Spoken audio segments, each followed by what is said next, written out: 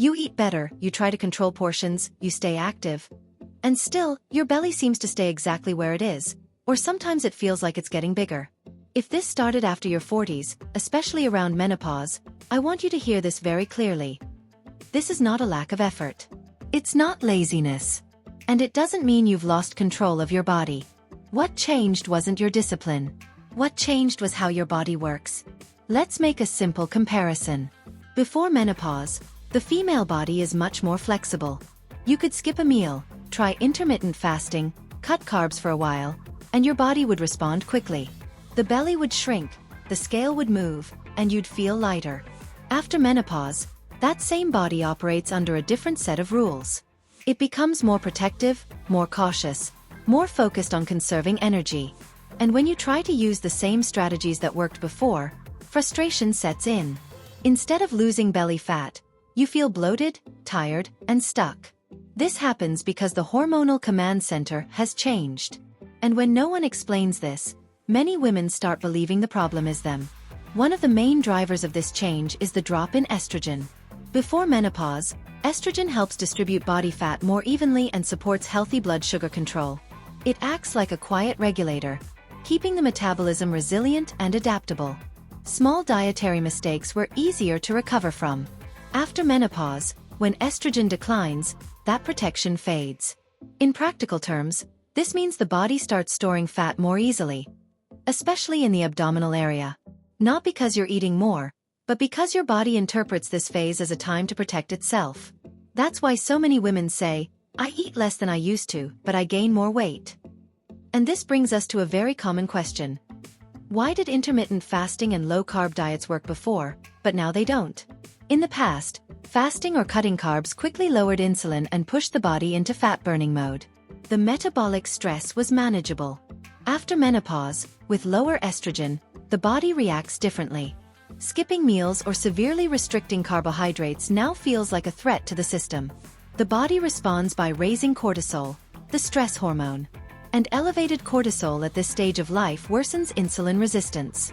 So instead of helping you burn fat, those same strategies can actually signal the body to store more, especially around the belly. That's why many women fast all day, eat very little, and still feel bloated and heavier by the evening. It's not a willpower issue. It's a stress response. To understand this better, think about insulin in practical terms. Insulin is like a key that allows sugar to enter the cell and be used for energy. Before menopause, that key worked smoothly.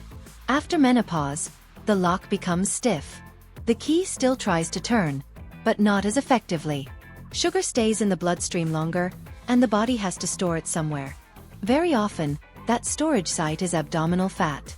This is why simply eating less doesn't solve the problem. What matters now is how you eat and when you eat. Small, strategic adjustments can make a big difference. For example, starting the day with only coffee and bread, or skipping breakfast entirely, can increase blood sugar swings and insulin stress. A breakfast that includes protein, healthy fats, and fiber tends to stabilize metabolism throughout the day. Meal timing also matters more than it used to. Before menopause, long gaps between meals might have helped with weight loss. Now, for many women, those long gaps increase metabolic stress. A more regular eating rhythm helps the body feel safe enough to release stored fat. This doesn't mean eating all the time. It means avoiding extremes. Neither forced long fasts nor constant snacking. The body responds better when it senses balance and predictability. The same applies to carbohydrates.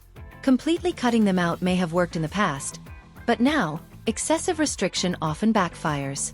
Carbohydrates chosen wisely, in appropriate amounts and at the right times, can actually help lower cortisol and improve insulin response.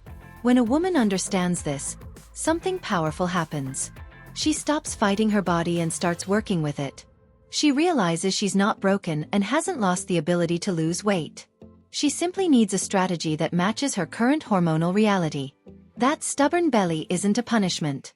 It's a signal. A signal that your body is asking for a smarter, more supportive approach. One that respects the stage of life. And when that shift happens, results come with far less struggle, more consistency, and much more peace of mind. If there's one message I want you to take from this video, it's this. The menopausal body does not respond to punishment.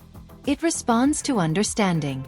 And when understanding comes first, real change becomes possible.